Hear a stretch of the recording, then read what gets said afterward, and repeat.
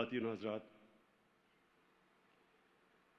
یہ جو چھوٹی سی فلم، اس میں ایک چیز آپ نے جو نوٹس کی ہوگی کہ 622 میں نبی صلی اللہ علیہ وسلم مدینہ میں تشریف لاتے ہیں۔ 622 اور 10 سالوں کے اندر جب مدینہ میں تشریف لاتے ہیں تو 600 مسلمان ہوتے ہیں، صرف آدمی اور عورتیں، اور 10 سالوں میں وہ سارا عرب کا نقشہ بدل جاتا ہے۔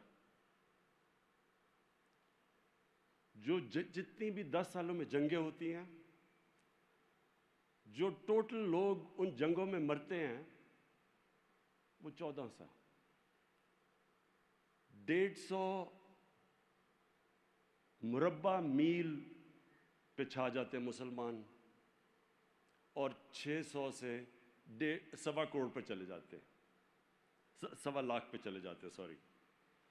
اب کہنے کا میرا کیا مطلب ہے کہ یہ جو ہوا تھا یہ کوئی تلوار کی زور سے نہیں ہوا تھا، یہ ایک دنیا کا بڑا فکری انقلاب آیا تھا، سوچیں بدلی تھی، ذہن بدلے تھے۔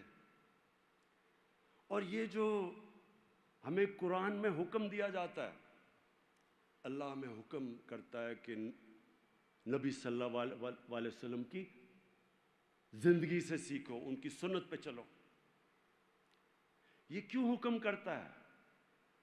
یہ ہماری بہتری کے لیے کرتا ہے، کیونکہ یہ جو انقلاب آیا تھا، یہ انقلاب ہمارے، اگر ہم ان اصولوں کے اوپر چل پڑیں تو وہ مسلمانوں کو اٹھا دیتا ہے، کیونکہ یہ تاریخ میں یہ ایک ماڈل بنایا اور پھر اس کو کامیاب کیا۔ جو مدینہ کی ریاست تھی وہ ایک ماڈل بنا اور وہ پھر ساری دنیا پہ پھیل گیا، ساری دنیا کا عظیم سویلائزیشن بنا۔ تو میں آپ سب کے سامنے رکھنا چاہتا ہوں کہ وہ کیا بنیاد کیا تھی، وہ اصول کیا تھے جس کے اوپر مدینہ کی ریاست کھڑی ہوئی۔ اور یہ میں اپنے نوجوانوں کو، خاص طور پہ اس ملک کے نوجوانوں کو اس چیز سے آگاہ کرنا چاہتا ہوں، اور یہ جو اتھارٹی کے ہم نے فیصلہ کیا وہ بھی میں بعد میں آپ کو ایکسپلین کروں گا۔ لیکن یہ کیوں ضروری ہے؟ کیونکہ میں سمجھتا ہوں کہ ہمارے ملک میں سب کچھ اللہ نے دیا ہے، اس ملک میں کسی چیز کی کمی نہیں۔ جو 3 سال اقتدار میں رہا ہوں تو میں ہمیشہ حیران ہوتا رہا کہ اللہ نے کتنی نعمتیں بخشی ہیں پاکستان کو، لیکن جو راستہ ہے وہ ہمیں اپنا راستہ ٹھیک کرنا ہے۔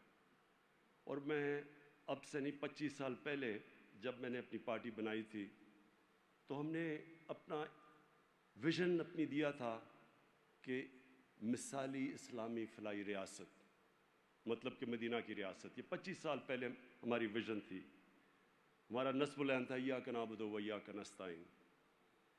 اور میں تب بھی اس نتیجے پہ پہنچ گیا تھا کہ اگر اس قوم نے ایک عظیم قوم بننا ہے تو اس کو وہ اصولوں پہ جانا پڑے گا۔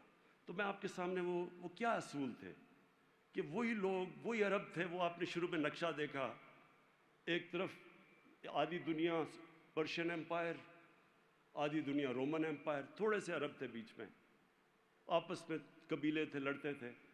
تو وہ کیا ہوا کہ 622 سے لے کے 632 تک وہ کیا ہوا کہ وہ دو لوگ دنیا کی امامت کرنے شروع کر دیا، اور اگلے 20 سالوں کے اندر وہ موراکو سے لے کے تو ہندوستان تک پہنچ گئے، سینٹرل ایشیا تک پہنچ گئے۔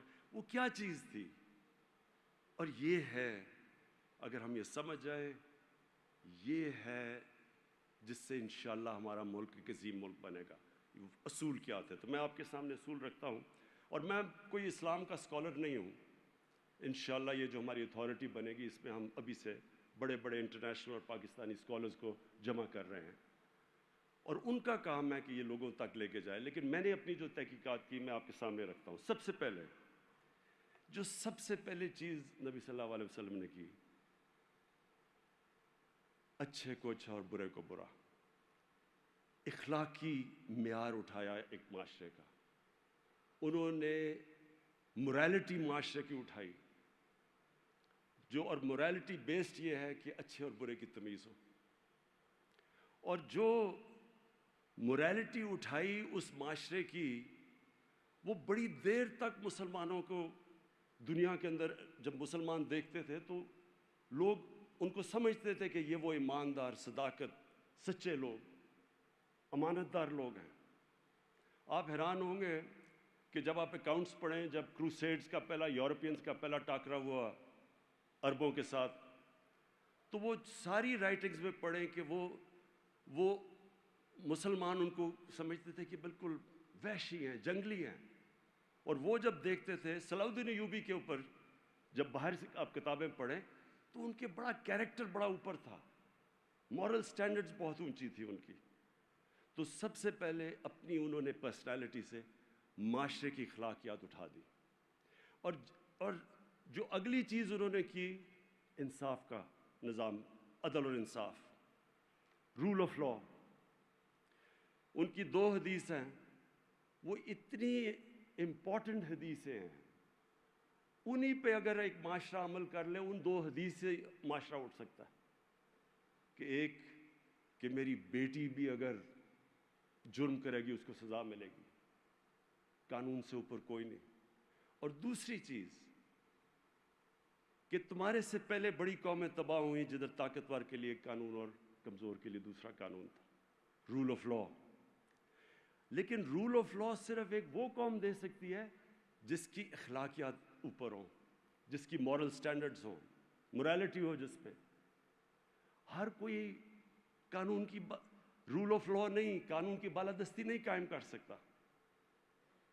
آج آپ دنیا میں دیکھ لیں، دنیا بٹی ہوئی ہے، غریب ملک کہاں ہیں؟ بنانا ریپبلکس کس کو کہتے ہیں؟ جدھر قانون نہیں ہے، جدھر انصاف نہیں ہے۔ اور انصاف کا مطلب ہی ہوتا ہے کمزور کو انصاف چاہیے ہوتا ہے، طاقتور ہمیشہ کوشش کرتا ہے اپنے آپ کو اوپر رکھنے کی، اور کمزور جب ایک معاشرہ اس کو انصاف دیتا ہے تو وہ پھر اس معاشرے کا حصہ اور اس کو اون کرتا ہے، وہ اسٹیک ہولڈر بن جاتا ہے۔ اس لیے جو بھی ملک آگے بڑھے ہیں دنیا میں، تو یہ جو 2، ایک مورالٹی ان کی ہوتی ہے، ایک ان کے پاس کا انصاف ہوتا ہے۔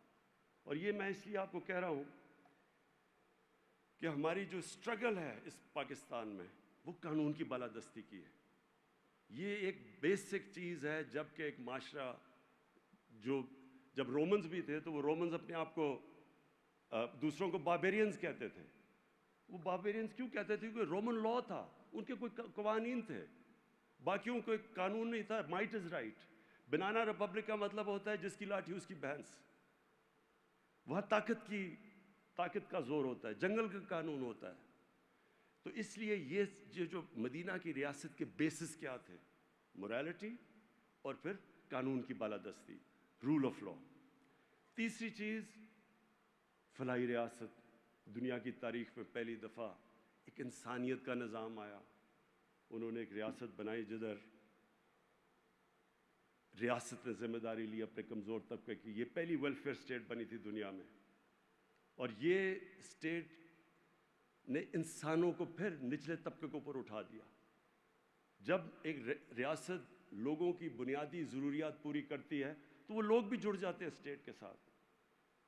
یہ جو انصاف اور یہ جو انسانیت ہے، اس کی وجہ سے ایک قوم مضبوط ہو جاتی ہے، لوگ اون کرتے ہیں اس قوم کو۔ آپ اگر بر صغیر کی تاریخ پڑھیں تو جب بھی فوجیں اوپر سے آتی تھیں تو وہ سیدھی وہاں پانی پات کی جنگ ہوتی تھی، اور جو جیت گیا اس کا ہندوستان، کیونکہ فیوڈل سسٹم تھا یہاں قانون کی حکمرانی نہیں تھی، طاقت کی حکمرانی تھی۔ فیوڈل سسٹم کا مطلب کہ جو اوپر بیٹھا ہوتا ہے وہ قانون سے اوپر ہوتا ہے۔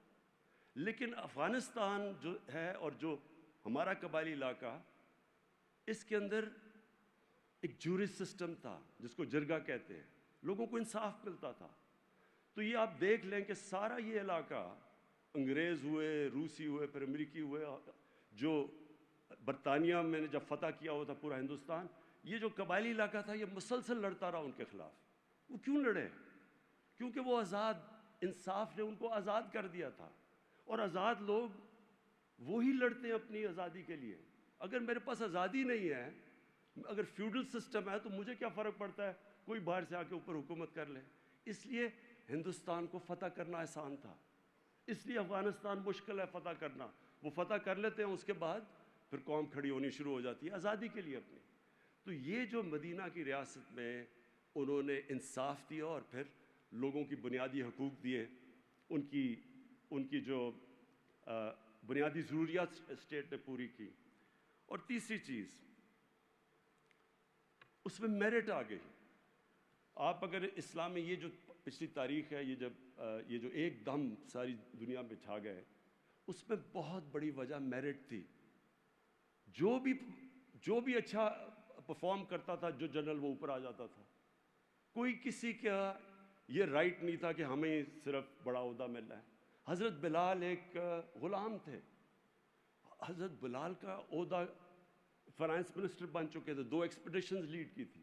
سلمان فارسی تھا، ایک دم مسلمان ہوا، اس میں صلاحیت تھی، وہ اوپر چلا گیا. تو جو بھی ان کے امت میں جوائن کرتا تھا، اگر اس کے اندر صلاحیت تھی، وہ اوپر چلا جاتا تھا. تو میرٹ کا سسٹم تھا. پھر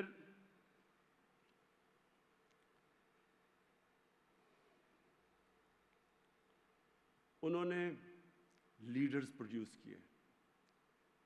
جب آپ یہ جو دور ہے، میں نے جو چھوٹی سی فلم میں ایک دم پھیل گئے، تو آپ ساتھ ساتھ یہ دیکھیں گے کہ ایک کے بعد دوسرا لیڈر نکلتا گیا. جو ان کے ارد گرد تھا وہ لیڈر بن گیا. سارے صحابہ لیڈر بن گئے، کیونکہ ان کی انہوں نے جو ان کے اندر کیریکٹر بلڈنگ کی. اچھا، وہ کیا صلاحیتیں تھی، وہ لیڈر بن گئے. لیڈر کے اندر کیا کوالٹیز ہونی چاہیے؟ سب سے پہلے صادق اور امین. کبھی بھی کسی کی رسپیکٹ نہیں کرتی جو کہ ایماندار نہ ہو، سچا نہ ہو اور امانت دار نہ ہو، انصاف نہ کر سکے. کسی فیلڈ کے اندر کرکٹ کیپٹن کی بھی رسپیکٹ نہیں ہوتی. کوئی اگر ادارہ چلا رہا ہے، رسپیکٹ تب ہوتی ہے جب یہ صادق اور امین. اور پھر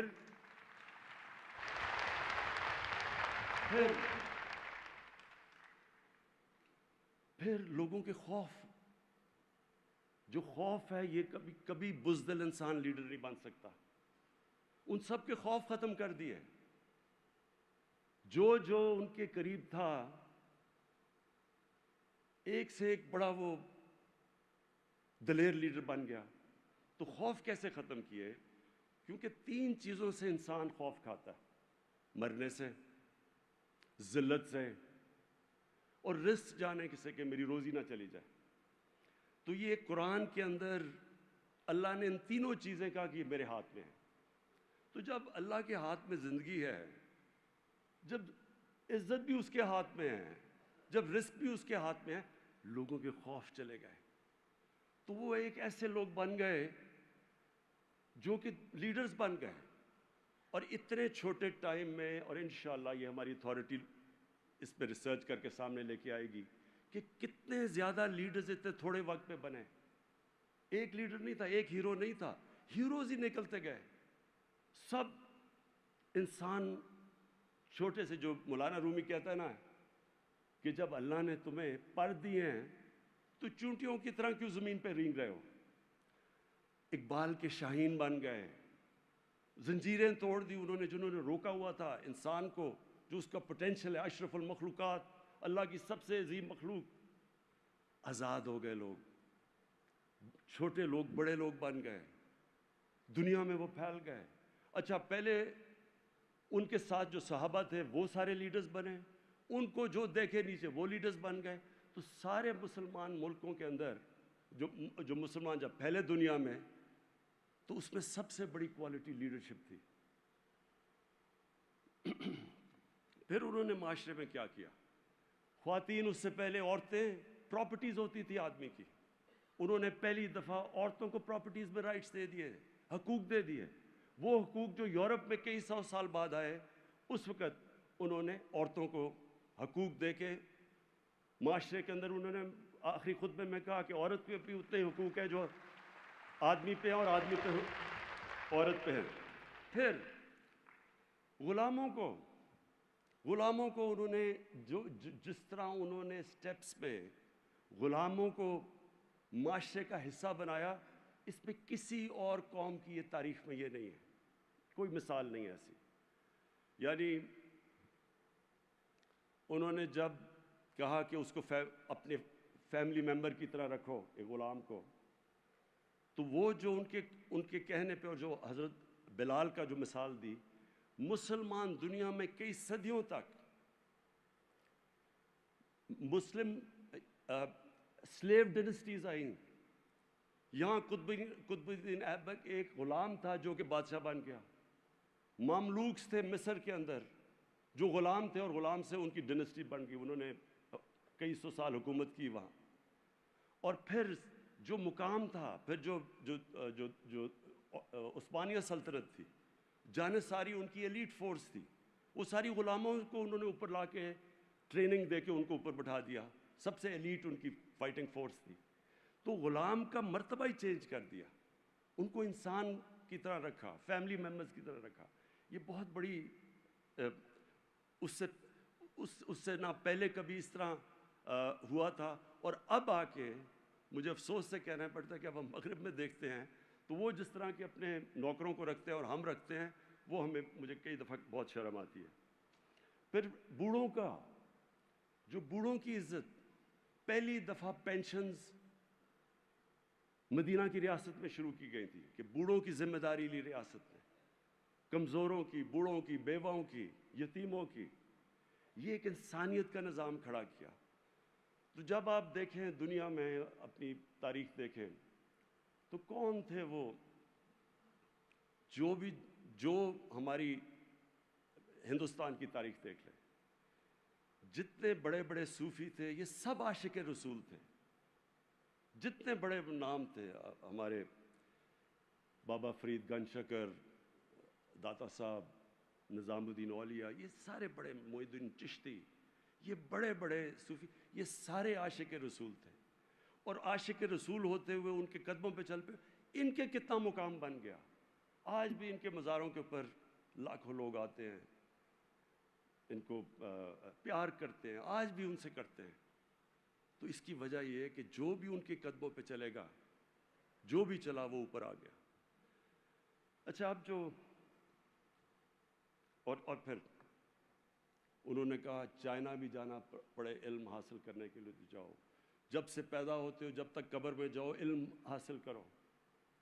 اور اس کی وجہ سے جو پھر ایک انقلاب آیا، علم کا انقلاب آیا. مسلمان سائنٹسٹ بنے، ٹاپ ہر چیز کے اندر. ایک جو بغداد سینٹر بن گیا دنیا کی لرننگ کا، وہ جو بیت الحکمہ تھا، ہاؤس آف وزڈم، ساری دنیا سے کتابیں لائیں، ٹرانسلیٹ کی، نالج سینٹر بن گیا. ایسی مسلمان دنیا میں، کورڈوبا میں، مسلم اسپین میں ایک لائبریری تھی جس میں ساری یورپ سے زیادہ کتابیں تھیں. تو سینٹر آف لرننگ بن گئے مسلمان. لیکن جو سب سے امپورٹنٹ چیز میں کہنا چاہتا ہوں وہ یہ کہ دیکھیں، ہم غلطی کرتے ہیں کئی دفعہ. ہم کہتے ہیں ہمارے پیغمبر رحمت العالمین، اللہ نے ان کو خطاب دیا تھا، سب انسانوں کے لیے رحمت بن کے آئے تھے. اس کا کیا مطلب ہے؟ اس کا مطلب یہ ہے کہ جو انسان ان کی سنت پہ چلے گا وہ اوپر چلا جائے گا. یہ بڑا امپورٹنٹ سمجھنے کے لیے بات ہے، کیونکہ اس پہ اقبال نے بڑا زبردست شکوہ اور جواب شکوہ لکھا تھا. مقصد یہ ایک دفعہ شکوہ کہ دیکھیں ہم کدھر تھے اور ہم کدھر پہنچ گئے ہیں. تو جو اقبال نے جواب شکوہ میں لکھا تھا کہ جن چیزوں کی وجہ سے ہم اوپر آئے تھے، جب ہم ان سے نیچے گئے تو ہم نیچے آ گئے. اور جو ملک جن کو ہم کافر سمجھتے ہیں، جب وہ ان کی سنت کے اوپر چلنا شروع کریں گے، وہی اصول جو مدینہ کے ہیں، جو کیریکٹر کے، وہ اوپر آ جائیں گے. کیونکہ رحمت العالمین ہے، جو ان کے قدموں پہ چلے گا وہ اوپر آ جائے گا. اور اس پہ بڑی آج کی ذرا میں مثالیں دینا چاہتا ہوں کہ دیکھیں جو ہم ملک جن کو کہتے ہیں کہ وہ اس مسلمان نہیں ہیں، ذرا میں صرف آپ کو مثالیں دینا چاہتا ہوں اپنی زندگی سے. میں پہلی دفعہ جب برطانیہ گیا تو میں حیران ہو گیا وہاں دیکھ کے. مجھے تو کبھی ہمیں تو پتہ ہی نہیں تھا فلائی ریاست کیا ہوتی ہے. اس ریاست کے اندر پہلی دفعہ ہم نے دیکھا کہ انسانیت کیا ہوتی ہے. غریب آدمی کے لیے مفت علاج، غریب آدمی کے بچوں کے لیے مفت تعلیم اور بہترین تعلیم.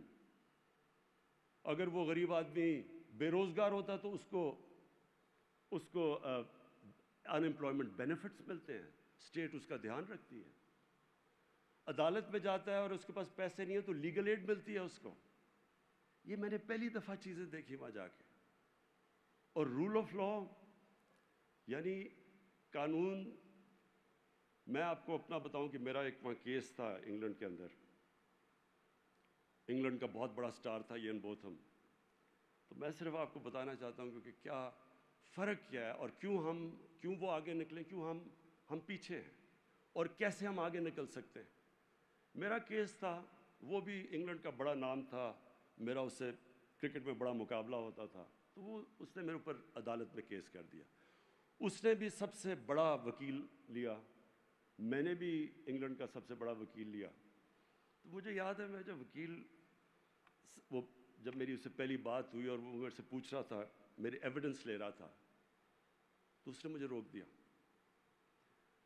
اس نے کہا کہ اگر میں یہ آپ کو وارن کرنا چاہتا ہوں کہ اس میں ایک بھی چیز جو آپ لکھ رہے ہیں جھوٹ نکلی، وہ جج سیدھا آپ کو وہ پرجری کے اندر جیل میں ڈال دے گا.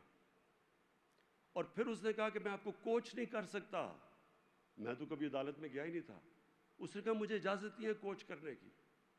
یعنی میں اسے پیسے بھی دے رہا ہوں، وہ یہ بھی نہیں مجھے بتا رہا کہ اندر میں نے عدالت میں کرنا کیا ہے. اس نے کہا تم نے صرف سچ بولنا جا کے. اور پھر ہمارے اس کے بعد ایک بہت بڑا برطانیہ کا ایک نام تھا لارڈ جیفری آرچر. وہ پاکستانی کا ایک عزیز کرتا تھا پاکستانی، اس کا ایک بڑا کیس ہوا وہاں. وہ پاکستانی کیس ہار جاتا ہے. 3 مہینے کے بعد پتہ چلتا ہے کہ وہ جو لارڈ جیفری آرچر نے ایک جو گواہ لے کے آیا تھا اس نے جھوٹ بول دیا. 3 مہینے کے بعد وہ جیفری آرچر لارڈ جو اتنا طاقتور آدمی تھا برطانیہ میں، اس کو 3 سال کی جیل ہو گئی پرجری کے اوپر، صرف جھوٹ بولنے پہ. اب میں آپ کو کیا بتاؤں، میں پینما کیس میں، میرے ساتھ اور بھی میرے لوگ بیٹھے جو عدالت میں تھے. اب میں آپ کو کیا بتاؤں کہ کس طرح کے وہاں جھوٹ بولے گئے. قطری خط آ گیا. آپ کو میں یقین دلاتا ہوں کہ انگلینڈ کے اندر اگر قطری خط آ جاتا، سیدھا اگر وہ خط آ جاتا تو اسی وقت کیس رکنا تھا اور اس نے جیل میں ڈال دینا تھا اس کو. پھر جی کلبری فونٹ آ گئی. وہ کلبری فونٹ 2007 میں آتی ہے، وہ 2006 میں کانٹریکٹ دکھا دیتے ہیں، ابھی وہ فونٹ آئی نہیں ہوتی. اس کے اوپر کوئی ایکشن نہیں لیا جاتا. یہ اوتھ کے اوپر جھوٹ بولا جا رہا ہے، جس طرح جھوٹی گواہیاں ہوتی ہیں یہاں. یعنی وہاں کا عدالتی نظام اور یہاں کا زمین آسمان کا فرق ہے.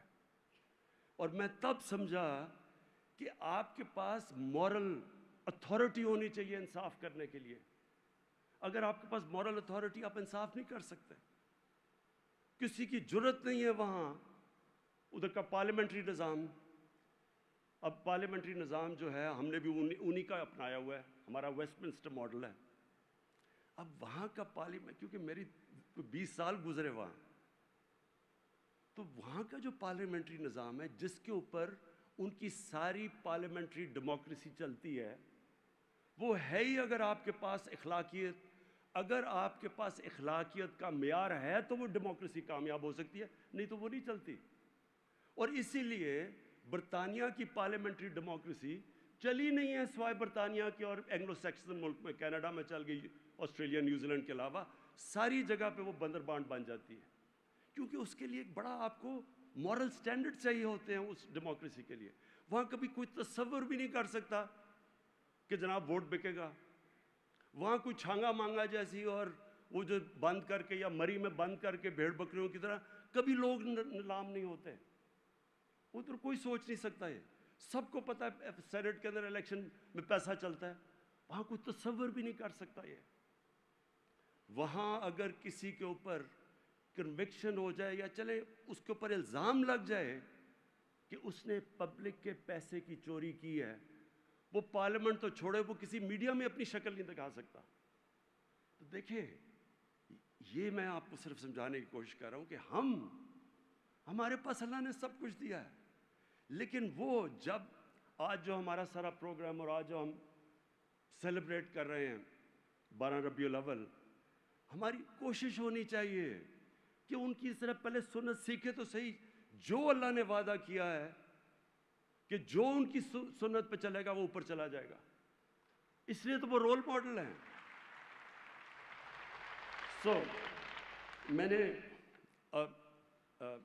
اپنی ذرا ڈیموکریسی دیکھتا ہوں، اپنی جو اخلاقیات وہ دیکھتا ہوں، اور میں یہ سمجھتا ہوں کہ یہ ہماری سب سے بڑی جنگ ہے اس ملک کی. جب تک ہم اپنے ملک کے اندر یہ قانون کی بالادستی قائم نہیں کرتے، جب تک ہم یہ جنگ نہیں جیتتے، نہ یا ملک میں صحیح جمہوریت آنے لگی ہے، نہ یا ملک میں خوشحالی آنے لگی ہے. آپ جو ہمارا سب سے بڑا اساس ہے، کیونکہ میں پہلی 18 سال کا گیا تھا جب باہر، تو میرا سب سے زیادہ واسطہ اوورسیز پاکستانی سے. یہ جو بھی نجم شراز آیا تھا یہ بھی باہر اوورسیز پاکستانی ہے. سب سے زیادہ میرا ان سے واسطہ ہے، کیونکہ میں پہلے کرکٹ کی وجہ سے ان سب کو میری ملاقات رہتی تھی ان سے، اور اس کے بعد جب میں شوکت خانم کے لیے پیسے اکٹھے کیے، بڑے پیسے اکٹھے کرنے تو سب سے زیادہ مدد میری اوورسیز پاکستانیز نے کی. تو میرا ان سے رابطہ سب سے زیادہ تھا.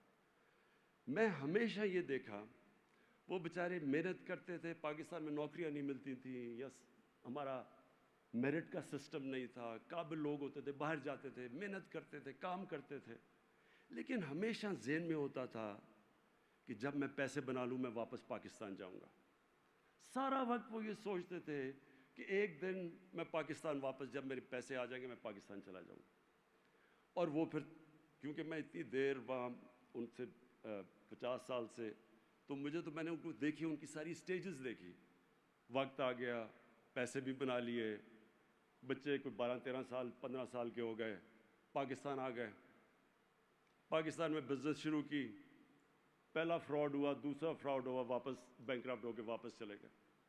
بچے وہ پاکستان میں ایڈجسٹ نہ ہو سکے تو وہ ترستے ہی رہ جاتے تھے. ہم جاتے تھے، وہ پاکستانی کمیونٹی بنی ہوتی تھی، پاکستانی گانے سنتے تھے، پاکستانی کی یادیں آتی تھی، لیکن پاکستان واپس کیوں نہیں آ سکتے تھے؟ کیونکہ ان کو عادت پڑ جاتی تھی ایک بہتر موریلٹی کی سوسائٹی میں، ایک قانون جدھر رول آف لا ہے اس کی عادت پڑ جاتی تھی. ان کو بزنس ادھر کرتے تھے، محنت کرتے تھے، لیکن کامیاب جب ہوتے تھے تو وہ اس سوسائٹی میں ہوتے تھے جدھر وہ، اگر آپ محنت کرتے ہیں آپ کو پھل ملتا ہے. تو جب وہ واپس آتے تھے اس سوسائٹی میں وہ ایڈجسٹ نہیں ہو سکتے تھے. اب سوچیں 90 لاکھ پاکستانی باہر بیٹھے، اگر ان میں سے صرف 30-40 ہزار ہی پاکستان میں آ کے انویسٹمنٹ کر دیں، ہمیں کوئی IMF کی ضرورت نہ پڑے، اتنا ان کے پاس پیسہ ہے.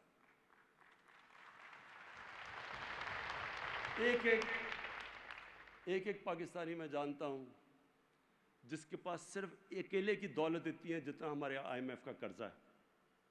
ایسے جانتا ہوں میں وہاں. لیکن ان سے پوچھیں کہ آپ پاکستان کیوں نہیں آتے، وہ پاکستان کا سسٹم ان کو پاکستان نہیں آنے دیتا، وہ ترستے ہیں پاکستان آنے کے لیے.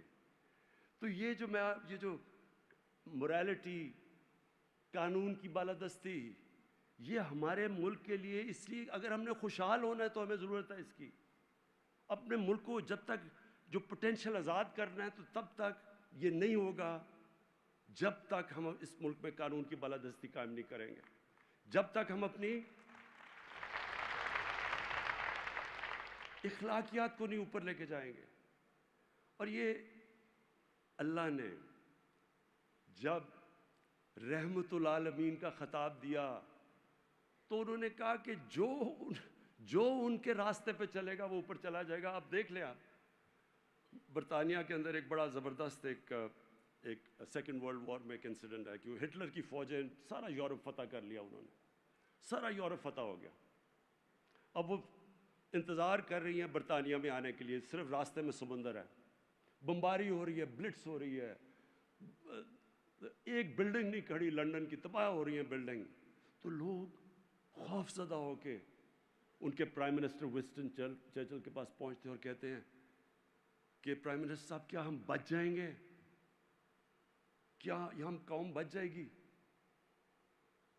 اس نے آگے سے جواب دیا کہ کیا ہماری عدالتیں انصاف دے رہی ہیں؟ وہ دنگ رہ گئے کہ ہم کہہ رہے ہیں کہ اس کی ہٹلر کی بمباری ہو رہی ہے، تباہ کر رہا ہے، ملک ہے، وہ کہہ رہا ہے آگے سے کہ عدالتیں انصاف دے رہی ہیں.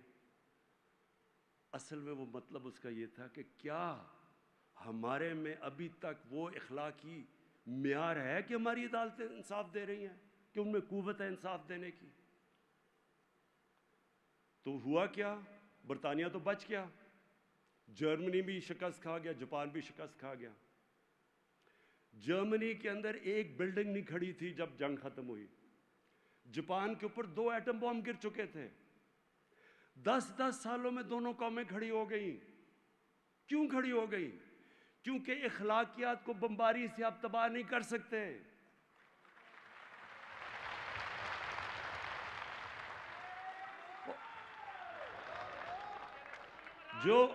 اور دوسری طرف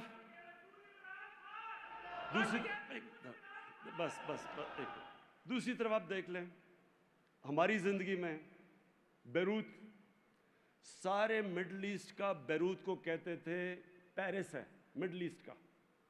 ہم نے اپنی زندگی میں سارے یہاں سے بھی سوچتے تھے جی بیروت جانا ہے، وہ اتنی زبردست جگہ. آج بیروت اور لیبنن فیلڈ سٹیٹ کہا جا رہا ہے. آج ان کی اکثریت غربت کی لکیر سے نیچے چلی گئی ہے. کیا وجہ ہے؟ وجہ دیکھنی ہے تو وہ جو لوگ سڑکوں پہ نکلے ہوئے وہ کیا کہہ رہے ہیں کہ ہماری گورنمنٹ کرپٹ ہے. ہماری گورنمنٹ کرپٹ ہے یہ کیوں کہہ رہے ہیں؟ کیونکہ وہاں جو طاقتور ہے وہ قانون سے اوپر ہے، وہ پیسے بنا رہا ہے، اس کو ان کا قانون کا نظام نہیں پکڑ سکتا. اور وہی ملک جو سب سے خوشحال علاقہ تھا، جس کی ساری مڈل ایسٹ سے لوگ چھٹیاں منانے جاتے تھے، وہ آج ایک فیلڈ سٹیٹ بنا ہوا ہے. ساری جس طرح میں پھر سے جو بنانا ریپبلک ہوتی ہے وہ وسائل کی کمی سے نہیں ہوتی. ایک غریب قوم وہ اس لیے ہوتی ہے وہاں قانون نہیں ہوتا، انصاف نہیں ہوتا. جو یہ فیکٹ آئی پینل کی رپورٹ ہے، اور یہ میں پھر سے بار بار دہراتا ہوں، یہ ضرور سمجھ لیں، یہ ہمارے لیے یہ غور کرنے کی، غور و فکر کرنے کی ہے. یہ fact I panel United nations کے سیکرٹری جنرل نے ایک بڑے ماہروں کی پینل بنائی. اس نے پوچھا بتاؤ یہ غربت کیوں بڑھتی جا رہی ہے ان ملکوں میں، ڈیولپنگ ورلڈ میں، اور امیر اور غریب ملک میں فاصلے کیوں بڑھتے جا رہے ہیں؟ تو انہوں نے سال لگا کے رپورٹ تیار کی، اور اس رپورٹ میں وہ یہ کہتے ہیں کہ ہر سال ہماری طرح کے، پاکستان کی طرح کے ملک جن کے ملک میں رول آف لا نہیں ہے، طاقتور کو قانون کے نیچے لانے کی ان کی مورل سٹرینتھ نہیں ہے، ان کے پاس وہ اخلاقیات نہیں ہے کہ طاقتور کو قانون کے نیچے لانے کے لیے ان کے قانون کے نظام میں ادھر سے 1000 ارب ڈالر ہر سال چوری ہو کے، منی لانڈر ہو کے آف شور اکاؤنٹس میں جاتا ہے، اور لندن اور بڑے بڑے شہروں کے اندر جا کے پراپرٹیز لی جاتی ہیں. یہ اس کی یونائٹڈ نیشنز کے سیکرٹری جنرل کی فیکٹ آئی پینل کی رپورٹ ہے.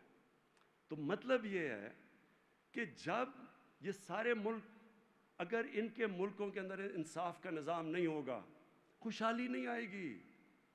وہ جو مدینہ کی ریاست کے اندر انہوں نے اصول سیٹ کیے تھے، وہ پہلے تو خوشحالی نہیں تھی. پہلے 6 سال اگر انہوں نے، خیر بڑی، جب ہم اس کے اوپر اور بھی فلمیں بنائیں گے، کہ پہلے 5-6 سال تو بہت برے حالات ہیں مسلمانوں کے، لیکن انہوں نے پہلے انصاف قائم کیا، اخلاقیات اٹھائی سارے معاشرے کی، اور اس کے بعد انہوں نے فلاحی ریاست بنائی. یعنی پیسے نہیں بھی تھے لیکن انہوں نے غریبوں کو اوپر اٹھایا، ان کی اسٹیٹ نے ذمہ داری لی، اس سے وہ معاشرہ تک جڑ گیا. وہ سب، جب میں غریب آدمی ہوں، مجھے پتہ ہے کہ اگر معاشرہ میری مدد کر رہا ہے اور ملک میری مدد کرتا ہے اور میں اگر طاقتور میرے سے کوئی ظلم کرے تو میں عدالت میں جاؤں گا, مجھے انصاف ملے گا, میں کھڑا ہو جاؤں گا اس ملک کے ساتھ. اس طرح انہوں نے اس کو قوم بنایا. پہلے تو قبیلوں میں بٹے ہوئے تھے, وہ کیسے ایک دم سپر پاور بن گئے؟ کیونکہ ان ساروں کو پتا تھا کہ یہ جو ریاست ہے یہ ہماری ہے. انہوں نے اون کیا کہ ہمیں انصاف بھی دیتی ہے, ہماری بنیادی ضروریات بھی پوری کرتی ہے, میرٹ ہے یہاں, میں محنت کروں گا تو میں اوپر آ جاؤں گا. یہ نہیں کہ وہاں صرف چند خاندانی اوپر بیٹھے ہوئے ہیں, جو محنت کرے گا اوپر آ جائے گا. قوم کو آزاد کر دیا. اور پھر اور اپنی مثال سے جو لیڈرشپ انہوں نے کھڑی کی, ان کو شاہین بنا دیا. تو لیڈرز بھی بن گئے, قوم بھی آزاد ہوگی, اس قوم پھیل گئی دنیا پہ. تو ہمارا چیلنج اب کیا ہے؟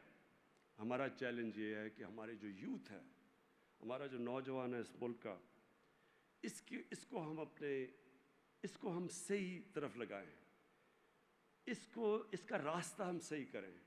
اکثریت اس ملک کے نوجوانوں کی ہے, اور میں اپنے نوجوانوں کو یہ پیغام دینا چاہتا ہوں کہ دیکھیں, مجھے تو اللہ نے سب کچھ دے دیا. میں وہ ایک خوش قسمت انسان ہوں جس کو کوئی کسی قسم کی ضرورت نہیں ہے. جو میں چاہتا تھا, جس طرح کی جو بھی چیز ہے, اللہ نے تو مجھے سب کچھ دے دیا. میں صرف یہ چاہتا ہوں کہ میں پہلی جنریشن تھا اس ملک کی, ہمارے ماں باپ غلام ہندوستان میں پیدا ہوئے تھے.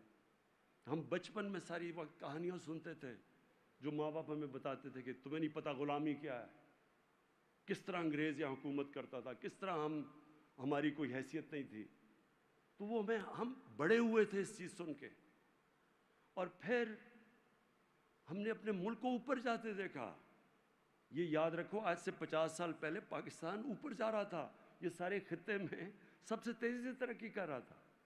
اور پھر ہم نے اس کو نیچے آتے دیکھا, اور اس کو ہم نے ادھر. تو میری کوشش ایک ہے کہ ہم واپس ایک وہ ملک جو ایک بہت بڑی خواب تھی پاکستان کی, لا الہ, جس ملک کا نعرہ تھا کہ پاکستان کا مطلب کیا, لا الہ الا اللہ, اس کو کس نے اس ملک کو یاد رکھے, جو ہندوستان میں مسلمان تھے ان کو تو پتا تھا وہ پاکستان کا حصہ نہیں بن سکتے. انہوں نے بھی پاکستان کے لیے ووٹ دی, کیونکہ علامہ اقبال نے وہ خواب دیا پاکستان کا کہ ایک مثالی اسلامی ریاست بنے گی, ماڈل بنے گی سارے مسلمانوں کے لیے. ہم نے وہ نیشن بننا تھا, ہم نے اور وہ ماڈل کیا مسلمانوں کا, وہ مدینہ کی ریاست ہے. تو ہم نے اور پھر پاکستان کی جو آبجیکٹو ریزولوشن وہ کیا تھی, اسلامی فلاحی ریاست, وہ بھی مدینہ کے. ہمارا تو آبجیکٹو وہ تھا. تو یہ جو قادری صاحب نے ابھی بات کی کہ ہمیں جس راستے پہ 74 سال پہلے چل جانا چاہیے تھا, وہ انشاءاللہ ہم سفر اب شروع کرنے لگے ہیں.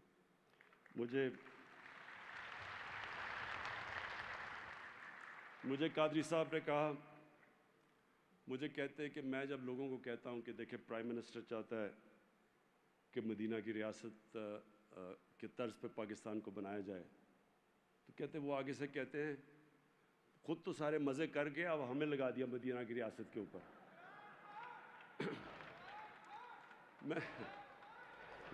میں نے قادری صاحب کو کہا, کہ ہم ایک وقت ایسا تھا, مجھے بھی لوگ کہتے, ہمارے بڑے کہتے تھے کہ آپ یہ کس راستے پہ لگے ہوئے ہیں, یہ غلط راستے پہ ہیں.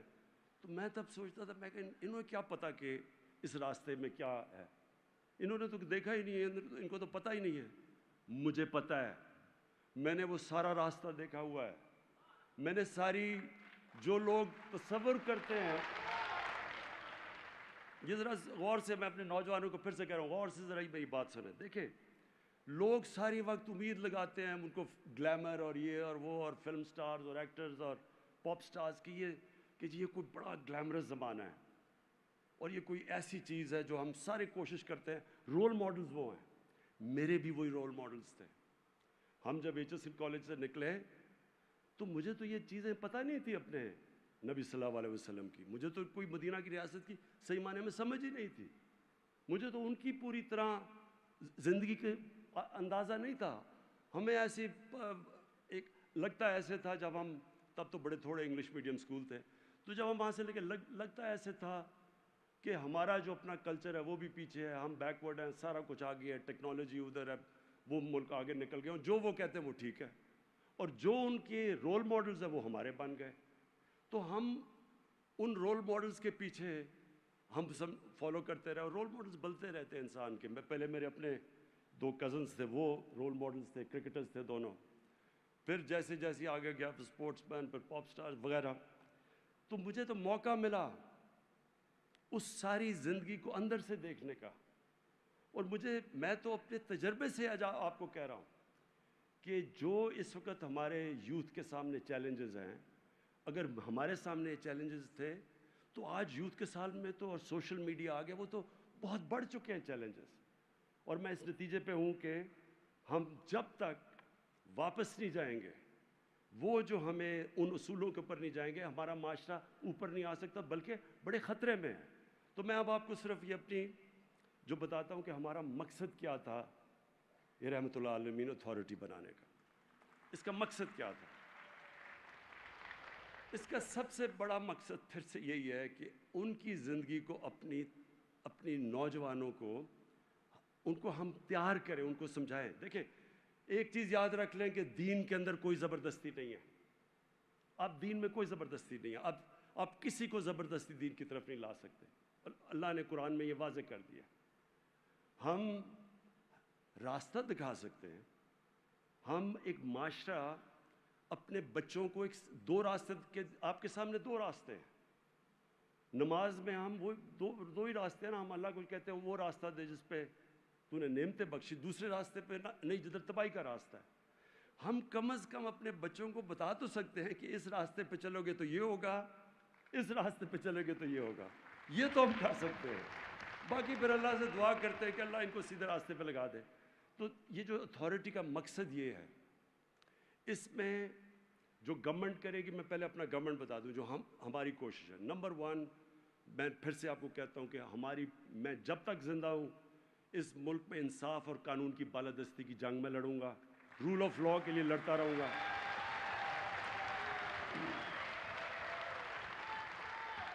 یہ جو لوگ اپنے آپ کو اس ملک میں قانون سے اوپر سمجھتے ہیں, وہ سمجھتے ہیں کہ وہ جو مرضی جرم کریں, یہ اس ملک کا قانون ان کو پکڑنا نہیں چاہیے یا پکڑ نہیں سکتا.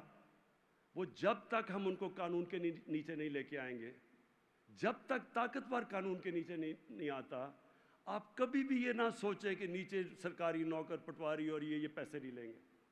ہمیشہ اوپر سے معاشرہ ٹھیک ہوتا ہے, جو مدینہ کی ریاست میں ہوا تھا. نبی صلی اللہ علیہ وسلم نے اوپر سے معاشرے کو ٹھیک کیا تھا. تو ہم نے اوپر سے طاقتور کو قانون کے نیچے لے کے آنا ہے. جو ان کی پھر سے کہ بڑی قومیں برباد ہوئی تمہارے سے پہلے, جدھر طاقتور کے لیے ایک قانون اور کمزور کے لیے دوسرا تھا. قوم کبھی بھی ساری جتنے یہ غریب ملک ہیں, ہر ملک کا یہی مسئلہ ہے. ہر غریب ملک کا مسئلہ یہ ہے کہ ان کی ایلیٹ نے پیسہ سارا باہر رکھا ہوا ہے. ان کے بھی آف شور اکاؤنٹس ہیں, ان کے بھی بڑے بڑے مغربی کیپٹلز میں بڑی بڑی پراپرٹیز ہیں. تو یہ تو جنگ لڑیں گے. اور دوسرا فلاحی ریاست, وہ انشاءاللہ اس کے اوپر پورے ہم لگے ہوئے ہیں. میں یہ آج کل کے جو مشکل دور ہے, مہنگائی ہے, باہر سے ساری قیمتیں, کرونا کی وجہ سے انفلیشن آئی ہوئی ہے, قیمتیں مہنگی ہیں. ہم ابھی احساس کا پروگرام شروع کریں گے انشاءاللہ, جس میں ہم نیچے 1.25 کروڑ خاندانوں کو ہم ان کو پیسے دیں گے, کھانے پینے کی چیزوں کی, گندم کے, ان کو ہم سبسڈائز کریں گے انشاءاللہ. اگلے مہینے سے ہم شروع کر رہے ہیں. پھر ہمارا کامیاب پاکستان آ رہا ہے, وہ بھی ایک بڑا ریولوشنری پروگرام ہے. قرضے دیں گے نوجوانوں کو سود کے بغیر.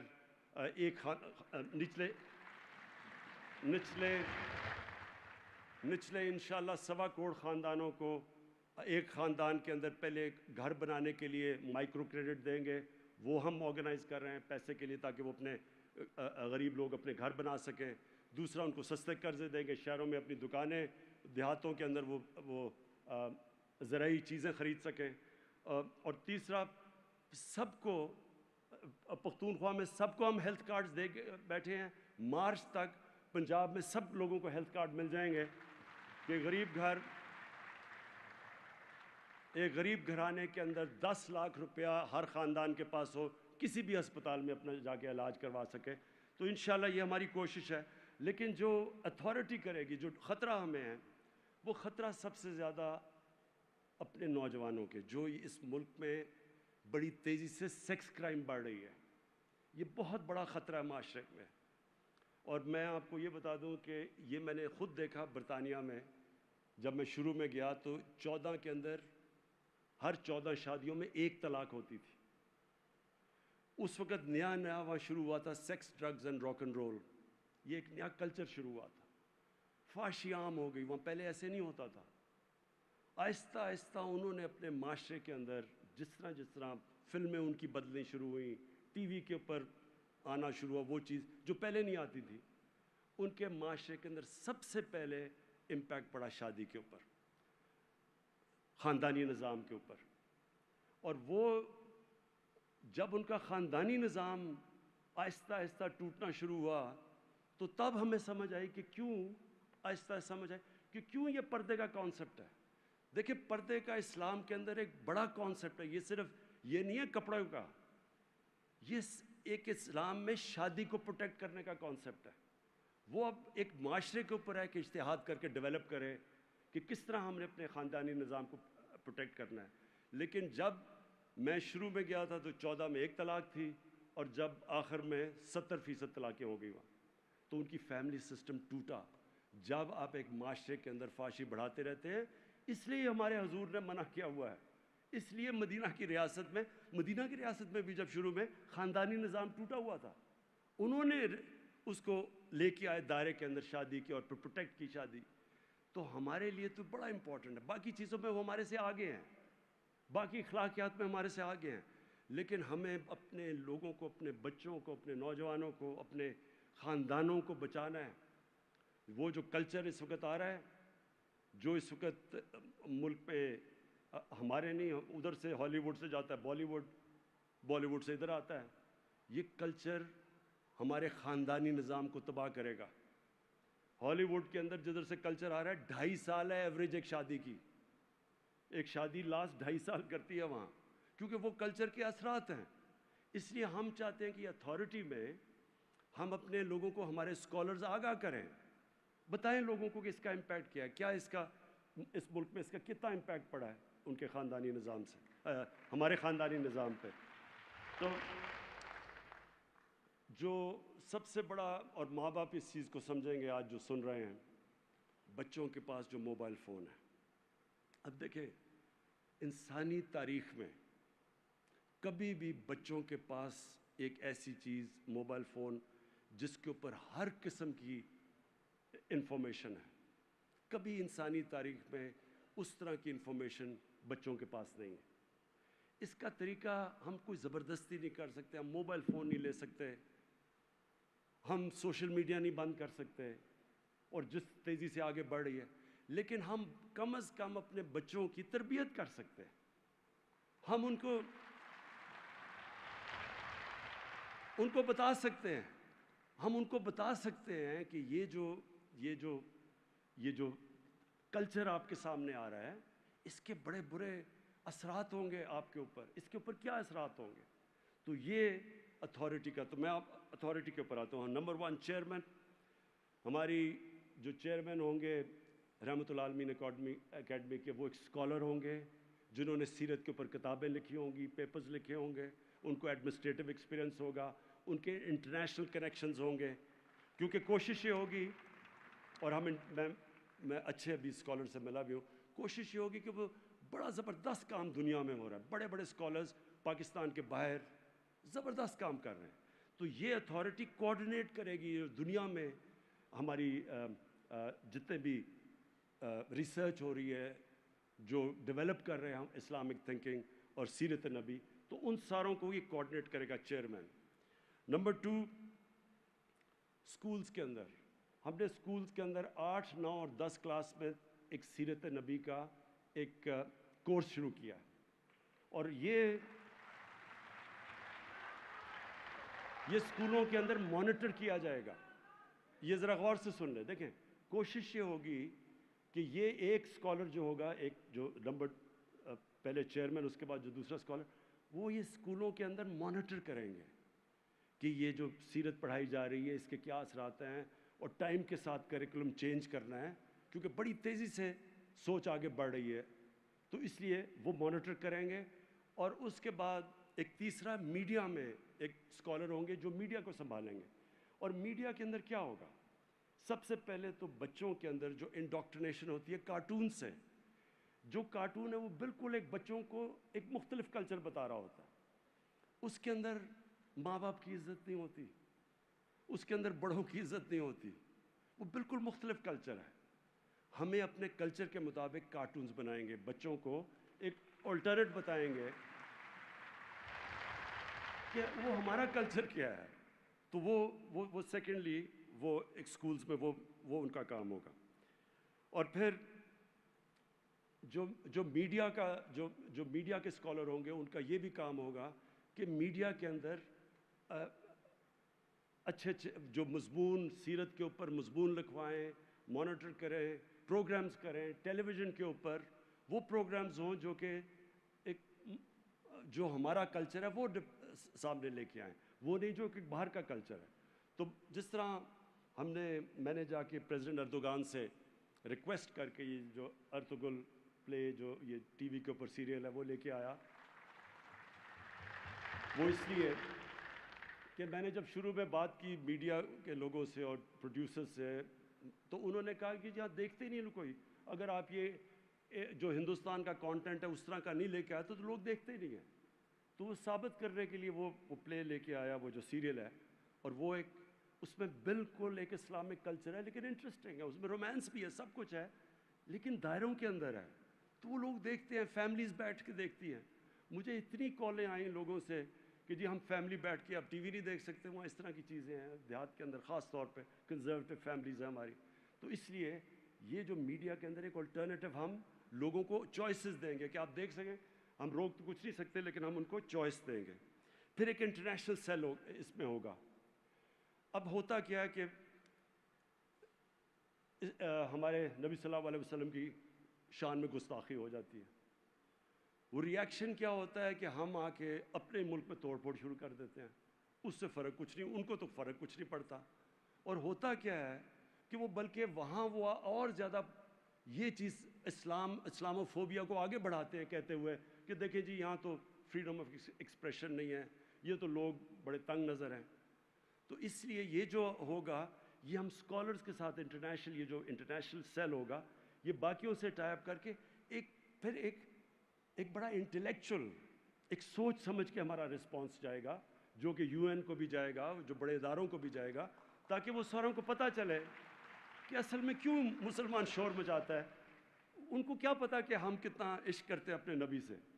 تو ہم کم از کم ان کو بتائیں، کوئی سوچ، ایک سیل بیٹھے جو کہ ان کی زبان میں، جو مغربی ان کی کلچر کی زبان میں ان کو ایکسپلین کر سکے، جو ابھی تک ہم نہیں کر سکے. اور پھر یونیورسٹیز کے اندر ریسرچ کروائیں گے.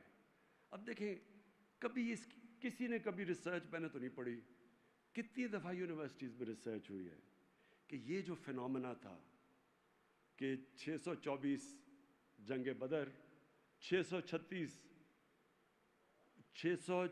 میں 313، 636 11 سالوں کے بعد رومنز ہار جاتے ہیں یارمک میں، پورا یعنی سپر پاور، اور اگلے سال پرشیا دوسری سپر پاور گھٹنے ٹیک دیتی ہے.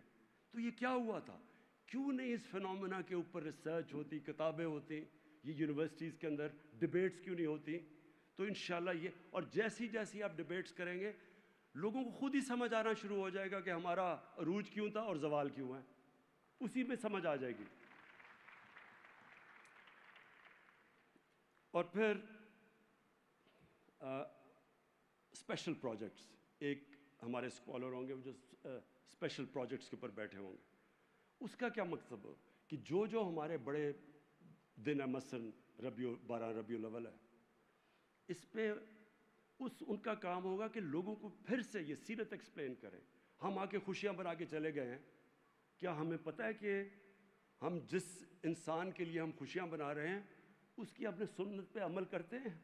یعنی اس کی جو اس نے ہمیں کہا ہوا اپنی امت کو کہ جس راستے پہ چلو، کیا ہم چلتے ہیں اس راستے پہ؟ تو وہ اور پھر عرس ہوتے ہیں، بڑے بڑے ہمارے صوفیہ جن کے بزرگ جو ہیں ان کے بڑے بڑے عرس ہوتے ہیں، اتنے لوگ آتے ہیں، دھمال ہوتی ہے، سب ہوتا ہے، ڈانس کرتے ہیں لوگ، خوشیاں بناتے ہیں، چرس پیتے ہیں اور اس کے بعد چلے جاتے ہیں۔ کسی نے ان کو بتایا کہ یہ کیوں آپ ان کی خوشیاں بنا رہے ہیں؟ یہ اتنے بڑے بابا فرید کا کیا کلام تھا، وہ سکھ بھی ان کو فالو کرتے ہیں۔ آپ کو پتہ ہے کہ یہ سارے جتنے ہمارے بڑے بڑے بزرگ تھے یہ انسانیت کے لیے آئے تھے۔ ابھی آپ وہاں چلے جائیں سندھ کے اندر تو ادھر آپ دیکھیں گے کہ جب عرس ہوتے ہیں تو اس میں ہندو بھی آئے ہوئے ہوتے ہیں، کیونکہ یہ سب انسانیت کے لیے تھے۔ اور یہ کس کو فالو کر رہے تھے؟ رحمت العالمین کو، جو انسانیت کے لیے آئے تھے۔ تو سب انسانوں کو اکٹھا کرنے والے تھے۔ یہ اسلام پیار کا دین تھا۔ یہ جب عرس پہ جب جائیں تو کم از کم اس سے پہلے ہم بتائیں تو صحیح کہ ہمارا دین تو پیار کا دین ہے۔ یہ تقسیم کرنا، کبھی بندوق کے نوک کے اوپر کرنا، یہ ہمارا دین نہیں ہے۔ تو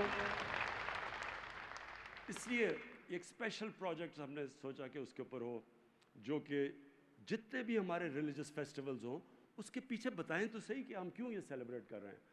اور لاسٹلی پھر اسکالرشپس، ہم نے ابھی تک رب العالمین کے رحمت العالمین کی نام پہ اسکالرشپس دیے ہیں، اور ان اسکالرشپس میں ایک پھر یہاں بیٹھ کے جو ہماری اتھارٹی میں ہوگا اس کا کام یہ ہوگا کہ دیکھیں کہ کیا پہلے تو اسکالرشپس میرٹ پہ جا رہی ہیں، آن لائن پورے کمپلینٹس جن اسکالرشپ جو بھی لیں گے ان کے کوئی بھی کمپلینٹس ہیں، مسئلے آ رہے ہیں، کوئی ایسے اسٹوڈنٹس ہوں گے جو قابل لوگ ہوں گے، پڑھ رہے ہیں، یعنی کسی سبجیکٹ میں بھی پڑھ رہے ہیں اور ان کے پاس پیسے ختم ہو جاتے ہیں، وہ یہاں آن لائن ہمیں کانٹیکٹ کریں گے۔ مقصد اس کا یہ ہوگا کہ ہم سروس کریں گے قابل لوگوں کو رحمت للعالمین اسکالرشپس کے نام پہ، تاکہ وہ ہمیں کانٹیکٹ کر سکیں۔ ادھر سے وہ کریں گے، ادھر سے سارا سینٹرلائز ڈیٹا بیس اس کا بنے گا، اور انشاءاللہ یہ پھر اس کو ایکسپینڈ کرتے رہیں گے۔ میں آخر میں صرف یہ ایک چیز کہنا چاہتا ہوں کہ دیکھیں، میری کوشش یہ ہے کہ میرا جو نوجوان ہے پاکستان کا، اس کو یہ جو اللہ نے اتنا عظیم ملک دیا ہے اور ان لوگوں کو پوری طرح اندازہ نہیں ہے، سب کچھ دیا ہے، میں صرف یہ چاہتا ہوں کہ میری طرح وہ یہ چلیں، اور رول ماڈلز تو ہوتے ہیں، رول ماڈلز تو ہر انسان کے ہوتے ہیں، لیکن ان کا نمبر 1 رول ماڈل میرے نبی صلی اللہ علیہ وسلم بن جائے۔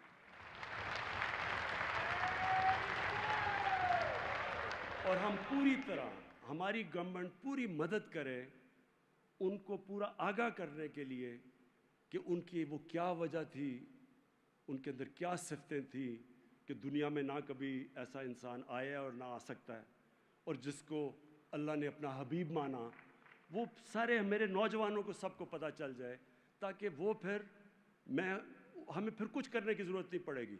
یہی ہمارا نوجوان انشاءاللہ اس ملک کو ایک عظیم ملک بنا دے گا۔ شکریہ۔